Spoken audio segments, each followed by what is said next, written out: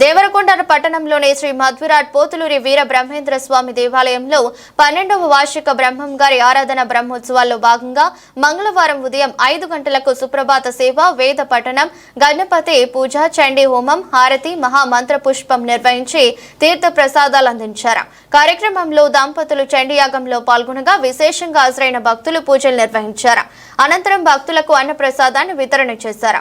కార్యక్రమంలో గౌరవ అధ్యక్షులు చేపూరి జగన్చారి, అధ్యక్షులు చొల్లేటి భాస్కరాచారి, ప్రధాన కార్యదర్శి రామోజు శ్రీనివాసాచారి, కోశాధికారి మహేశ్వరం, వేణుగోపాలాచారి, జిల్లా నాయకులు చేపూరి భీష్మాచారి, రాఘవాచారి, ఉత్సవ కమిటీ గన్నోజు సంతోష్చారి, శ్రీరామదాసు వరుణ్ తేజ్చారి, వింజమూరు ప్రవీణ్చారి, మల్లోజు ఆంజనేయులుచారి, కాసోజు లక్ష్మణాచారి, ఎన్ఎన్చారి, కమిటీ సభ్యులు, భక్తులు తదితరులు పాల్గొన్నారు.